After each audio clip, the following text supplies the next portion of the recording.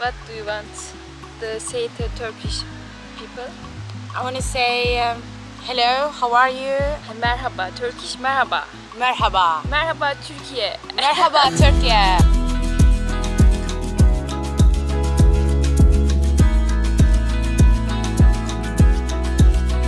Herkese selam arkadaşlar. Kanalıma hoş geldiniz. Ben Seda Güler. Bugün sizinle beraber birazcık böyle kuzeye kaydık. Kuzeyde neredeyiz? Norveç'in başkenti Oslo'dayız. Oslo Havalimanı'na, şehir merkezine geldim. Hemen nasıl geleceğinizi söyleyeyim. Çok basit arkadaşlar. Farklı alternatifler var. Taksi, otobüs ve tren. Tren en uygun seçenek ve trenlerde de ikiye bölünmüş bir ulaşım ağı var. Bir tanesi turuncu tren, ikincisi lacivert tren. Lacivert trenle daha uygun bir şekilde gelebilirsiniz. Ben yetişkin biri olarak 124 Norveç kronuna şehir merkezine geldim. Hemen hemen aynı dakikalarda şehir merkezine varıyorlar. Bu yüzden ben lacivert treni, yani daha ekonomik olan ve bir tık daha 5-10 dakika daha geç gelen trene bindim. Bu şekilde ulaşımı sağlayabilirsiniz arkadaşlar. Ayrıca havalimanından şehir merkezine geldim. Bir günlük kiraladığım odayı size göstereceğim. Şu an kaldığım odanın fiyatı 890 Norveç kronu arkadaşlar. Odada pek bir şey yok. Şöyle odamın dizaynında arkadaşlar. Bir tane televizyonumuz var. Bir yatağımız var. Şurada sehpa, koltuk, ısıtma için bir cihaz var. Mini bir buzdolabı. Dolabım yok mesela dizmek için. Bu benim için negatif bir şey. Eşyalarımı dizemedim. Onun dışında şurada bir tane mutfağımız var. Mikrodalga, su ısıtıcı vesaire, tabak vesaire derken. Şurada minik bir buzdolabı var. Ben Türkiye'den gelince arkadaşlar şöyle sandviçleri kendimle getiriyorum ki hem uyguna geliyor hem de ne yediğimi biliyorum. Çünkü burada mesela bunu BİM'den 15 liraya mı ne aldım, yani daha uyguna da almış olabilirim. Bunu alıyorsunuz. Burada 3 euro falandır. Bu yüzden hem uyguna getiriyorum hem de dediğim gibi ne yediğimi bilmiş oluyorum. Dairem bu şekilde arkadaşlar. Ufak 10 metrekarelik bir alan. Size de göstermek istedim nasıl bir yerde kalıyorum diye. Neyse şimdi dışarıya çıkalım ve bakalım Norveç Oslo'da neler var, nelere şahit olacağız, nereleri göreceğiz. Evin hemen az ilerisinde böyle bir park var. Parkı gezeceğiz ama önce sandviçimizi yiyelim. Yine öyle başlayalım. Burada herkes spor falan yapıyor. Herkes spor yaparken bu Türko'da kahvaltısını yapacak. BİM'den aldığım sandviçle beraber bir tane arkadaşla tanıştık. What is your name? Ayar. Where are you from? I'm from Somalia. Somalyalı ama you live in Oslo. Oslo'da yaşıyor. Beraber oturuyorduk, geldi bana selam verdi ve tanıştık. Do you live Oslo? I love Oslo. Turkey? Turkey? I love Turkey also. Turkish. What do you want to say to Turkish people? I want to say hello, how are you? Merhaba, Turkish merhaba. Merhaba. Merhaba Türkiye. Merhaba Türkiye. Kanalıma hoş geldiniz. Kelime. Welcome to my channel. Kanalıma hoş geldiniz. Welcome. Okay. Ayhan bana Oslo'yu seninle gezebilirim dedi ama maalesef ben bu akşam gideceğim için tek başıma gezeceğim. İsterse bugün onunla da yolumuza devam edeceğiz. Öyle Ayla'yı da Ayla, right? Alya. Turkish name Alya. Sorry. Not Alya. Ayan. Ayhan. What mean Ayhan? Lucky. Türk şanslı demekmiş adı. Seda Voice. Seda ya. Okay, o şekilde. Arkadaşlar sizlere Ayhan'ı da göstermek istedim. Böyle günümü güzelleştirdi. Do you want Turkish sandwich? Of course. Why not? Helal. Yeah, helal. Muslim. Maşallah. Maşallah. Bismillah. You are Muslim, right? Google Translate. Whoever came up with Google Translate, you're smart. You made the communication easier for people. Do you know? I'm gonna call you. Awesome. Bye. Görüşürüz. Öyle şimdi sandviçi yedikten sonra arkadaşlar yola koyulacağız. Burada bir sürü doğal güzellikler var. Hep beraber oraları keşfedeceğiz. Şurada akşamları ateş yakıp etrafında toplanıyorlar. Yani çok güzel bir görüntü oluşuyordur eminim. Bir de parklarda arkadaşlar şöyle spor yapanlar görünüyor mu bilmiyorum ama yürüyüş yolları falan var, dereler falan. Norveç doğal güzellikleri, dağlık alanları, nehirleri ve muhteşem mimarisiyle hayran bırakılacak bir kent arkadaşlar. Gerçekten o kadar çok doğal yönleri var ki şehrin. Neresinden geçseniz böyle doğayla iç içe olabileceğiniz parklar inşa edilmiş. BM raporuna göre dünyanın en mutlu insanları Norveçliler arkadaşlar. Tabii burada yaşayıp mutlu olmamak elde değil. Çünkü mükemmel doğası, insanların vakit geçirebileceği parklar ve ekonomik koşulları da barındıran güzelliklerle tabii dünyanın en mutlu insanlarını burada bulmak mümkün.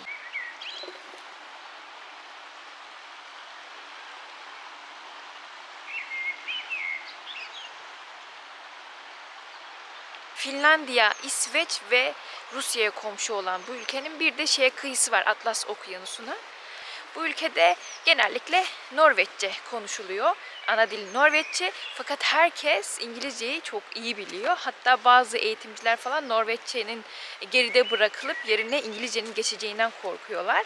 Norveç'in toplam nüfusu arkadaşlar 5.238.000'miş. Düşünebiliyor musunuz ya? Yani bir ülkenin toplam nüfusu Türkiye'deki en büyük kentimiz olan İstanbul'un nüfusu bile değil. Peki olduğum şehir Oslo, yani başkentin nüfusu kaç? Esenyurt'tan daha düşük bir nüfus var arkadaşlar burada. 635.000 arkadaşlar. Düşünebiliyor musunuz? Esenyurt'un nüfusu buradan daha fazla. Bakın şimdi geçtiğim yolu göstermek istiyorum. Oslo'nun, yani başkentin hemen ortasında buna benzer bir sürü yol var arkadaşlar. Ve devlet burada bütünselliği korumaya çalışmış. Neyin bütünselliğini diyecek olursak, doğayı bozmadan, doğaya zarar vermeden, doğayla barışık olarak insanların kaliteli yaşam sunmasına devlet destek veriyor.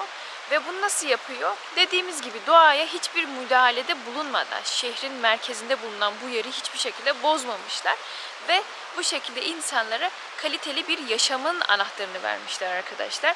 Bakın her yerde koşan insanlar, spor yapan insanlar, hayvanlarını gezdirenler. Bu arada bunu da söyleyeyim, burada hayvan hakları çok iyi korunuyor arkadaşlar. Neredeyse gördüğüm 4-5 kişiden birinin köpeği var. Köpekler gerekmedikçe kısırlaştırılamıyor. Ve bu şekilde kanunlarla hayvanlar korunuyor arkadaşlar. Hatta şöyle bir şey daha, son zamanlarda çıkan başka bir kanunu da söyleyeceğim. Eğer bir hayvana sahipseniz, bir köpeğe sahipseniz en az haftada 3 kez onu gezdirmek zorundasınız arkadaşlar.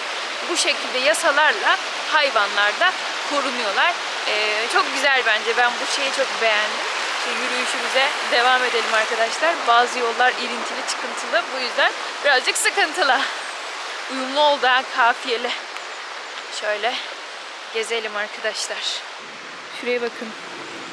Kök salmış.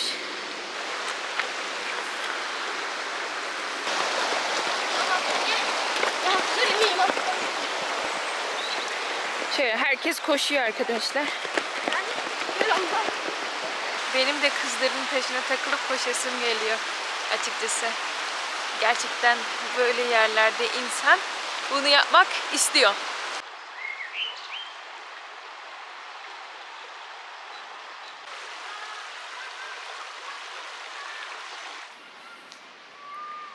Böyle sosyal yaşamların, konutların olduğu bir alana doğru yürüyorum. Size buradaki konut mimarisini de göstermek istiyorum. Yani Norveç'in normal görmüş olduğumuz, bilmiş olduğumuz şu üçgen çatılı, tek katlı evleri dışında apartmanlaşması da çok fazla arkadaşlar. Tabii nüfusun artışıyla apartman kurulumu, yani yüksek katlı dairelerin yapılması hiç şüphesiz kaçınılmaz bir durum. Bakın şimdi buradaki mimari yapılar genel olarak modern bir apartman dizilimiyle karşımıza çıkıyor. Bakın şöyle şehir mimarisine uygun yapılar kullanılmış bu arada. Yani rastgele Türkiye'deki gibi hemen şuraya dur şu apartmanı dikeyim, ben burada böyle kafama göre bir bina dikeyim olayı yok arkadaşlar. Bakın şuraya şu şekilde bir konut dizilimi var. Arkadaşlar yolu yokuşmuş derler ama bunlar Oslo'yu görmemişler.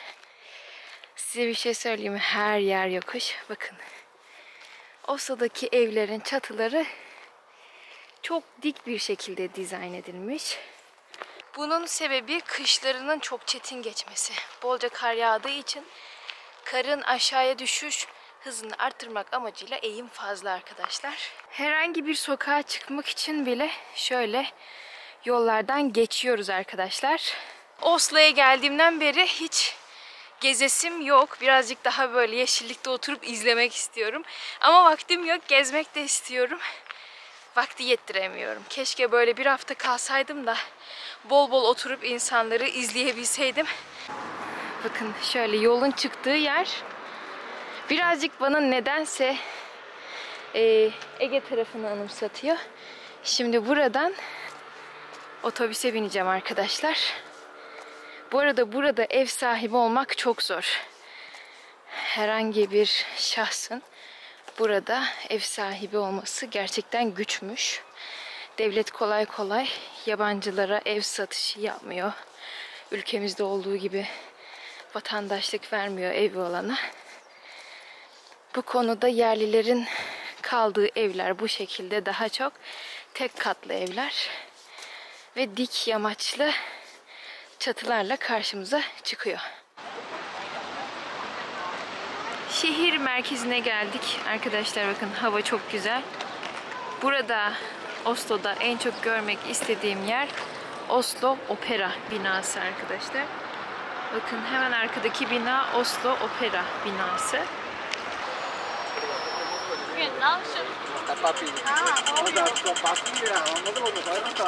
Karşıdan daha iyi görüneceğini düşünüyorum. Oslo Opera binası. Bakın şehrin en ikonik noktası, en popüler noktası ve hemen Central Station yani merkez istasyonunun hemen sağ tarafında kalıyor arkadaşlar. Gerçekten mükemmel bir mimari çalışma. Hemen üstünü görüyorsunuz. İnsanlar çıkabiliyorlar ama iç kısmına girmeniz ücretli. Mutlaka ziyaret etmeniz gereken bir Oslo yapısı arkadaşlar. Opera binasına doğru gidiyoruz arkadaşlar. Bakın şehrin merkezi noktalarında şu şekilde saunalar var. Burada kışları çok çetin geçirdikleri için arkadaşlar birazcık daha kışa odaklı turizm gelişmiş tabii ki de. Bakın şurası opera binası. Hemen önünde duman kokularını alıyorsunuz. Bir de burası kuzeyde olduğu için aslında hava şu an çok sıcak değil ama buradakiler soğuğa alıştığı için arkadaşlar birazcık daha yazı getirmiş durumdalar. Arkadaşlar şimdi Oslo Opera binasının önündeyim. Bu binayla alakalı sizlere bazı bilgiler vermek istiyorum. 1991'de Oslo'da bir yarışma düzenleniyor ve deniliyor ki burada böyle bir salon yapılacak, bir opera salonu yapacak, bir yarışma düzenleyelim diye. 350 tane de aday giriyor yarışa. Snohetta diye bir mimar bu yarışı kazanıyor. 700 milyon dolarlık proje 2000'li yıllarda yapılmaya başlanıp ta 2008'de bitiyor ve 2008'den bu yana Oslo'nun en ikonik yapısı olarak karşımıza çıkıyor. Şimdi yapı böyle birazcık eğimli. Bu eğimin sebebi mimarın bir buzdağından esinlenmesi. Mimar ülkenin dağlık alanlarından bir buzdağından esinlenerek böyle bir yapıyı tasarlamış. Her sene burayı binlerce kişi ziyaret ediyor arkadaşlar. Burası bir mimar olarak benim en çok görmek istediğim yerlerden biriydi Oslo'da tabii ki. Bu arada aşağıda cebime metro koydum Türkiye'den getirdiğim. Bayağı erimiş arkadaşlar. Bunu hemen yemem lazım yoksa daha çok eriyecek. Ortam bu şekilde arkadaşlar. Bu arada sabahtan beri beni takip eden bir Oslolu var. Yani buralı belli. Gitmiyor. Ne yapacağım konusunda da bir fikrim yok arkadaşlar. Bakın şurada görüyorsunuz. Bu beyefendi sabahtan beri beni takip ediyor. Muhtemelen benden yiyecek istiyor ama şu an yanımda hiçbir şey yok. Çikolata vereyim mi dedim. Sonra karamelli olduğu için belki ağzına yapışır, zarar görür diye de vermek istemiyorum. Bakın şöyle binanın üstüne birazcık daha çıkabiliriz herhalde. Şehir merkezinin tamamı binanın üzerinden görülüyor. Bakın şöyle opera binasının hem üstü hem de yokuş aşağı olan kısmını bu şekilde görebiliyoruz.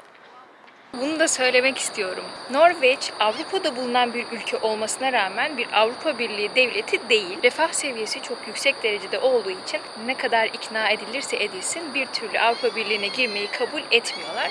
Ayrıca burası çok güçlü bir sosyal devlet olduğundan dolayı arkadaşlar birçok noktada ücretsiz faydalanabileceğiniz şeyler var. Mesela bunlardan biri hem Norveçlileri hem de dışarıdan gelen dünyadaki öğrencilere eğitim, üniversite ücretsiz arkadaşlar. Bu yüzden burası öğrenciler tarafından çokça gelmek istenilen bir yer. Adamlar zeki çocukları alıp okutuyorlar ve daha sonra ülkeleri için çalışmalarında onları gerekli rollere getirip ülkesi için faydalı olmaya çalışıyorlar. Bu noktada bence başarılılar çünkü burası gerçekten Avrupa'nın da ilerisinde olan bir ülke olduğu için Norveç'e çokça geri dönüşü olacak bir hamle. Opera binasından az buçuk yürüdükten sonra arkadaşlar şöyle bir kale var. Akershus Kalesi. Hiç şüphesiz arkadaşlar bu bölgelerin en güçlü olduğu tarihi dönemler İskandinav ülkelerinin daha doğrusu Vikingler dediğimiz dönemler. Bu kavim İskandinav ülkelerini deniz aşırı sınırlara taşımış çok güçlü, yetenekli savaşçıların olunduğu bir kavimdi. Ama tabii kasabalara, köylere çokça zarar vermiş bir kavim olarak da biliniyor. Vikinglerden sonra burada birçok hüküm süren devlet olduğu tabii ki. Benim şu an geldiğim kale şehrin, Oslo şehir merkezinin içerisinde çokça popüler olan bir kale arkadaşlar. Oslo'daki genel hava arkadaşlar böyle sakin, herkes kendi halinde. Ayrıca çokça tatlılar. Yani böyle gören insanla yüz yüze geldiniz mi selam verip kafa sallıyorlar. Genel olarak renkli gözlü, sarı saçlı tipler ve gerçekten hem kadınları güzel hem de erkekleri yakışıklı, hoş bir topluluk Norveçliler.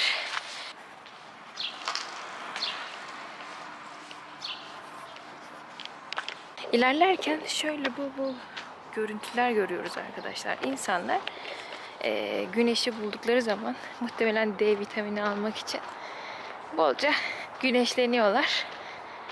Bakın şöyle şehir içerisinde bolca gösteriyorum fark ediyorsanız. Parklar, bahçeler mevcut. Ve peyzaj çok kasmadan güzelce insanların işini görecek şekilde dizayn edilmiş durumda.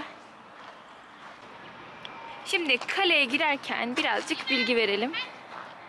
1299 yılında Kral Hakon tarafından yapılmış bir kale burası. Kalelerin yapım amacı nedir? Şehri korumak. Korumak amacıyla yapılmış.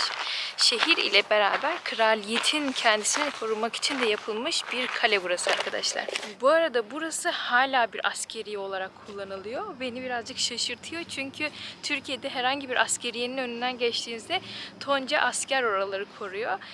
Burada öyle bir şey yok. Tabii şunu şeye bağlamak lazım. Ülkemizde yaşanan maalesef olaylar buradaki gibi rahat değil. Her an her türlü ihanete uğrayacak bir ülke olduğumuzdan dolayı askerlerimizin o koruma güdüsüne girmesini anlayabiliyorum. Kale hiçbir zaman yabancılar tarafından ele geçirilmemiş. Ama 2. Dünya Savaşı'nda Norveçliler şehri terk etmek zorunda kalmış ve bazı Almanlar, Naziler burada bazı Norveçlileri idam ederek o şekilde ele geçirmişler. Top atışlarının yapıldığı alet, edevatlar bulunuyor. Burada tarihi çok garip geliyor bana ya, böyle bunlar tarihi eser ve kim bilir bunlarla kimler öldü, kimlerin hayatları son buldu. Bu tarz tarihi şeyleri gördüğüm zaman birazcık da duygusallaşıyorum arkadaşlar. Bakın kalenin iç kısmı bu şekilde arkadaşlar. City Hall denilen bu Oslo Belediye binası arkadaşlar. Her yıl Nobel Barış Ödülü'nün verildiği yer. Sadece barış ödülleri veriliyor ama hani bilim ödülleri falan hepsi bunların İsveç'te veriliyor. Burada ödül verilen şeyler barış ödülleri arkadaşlar.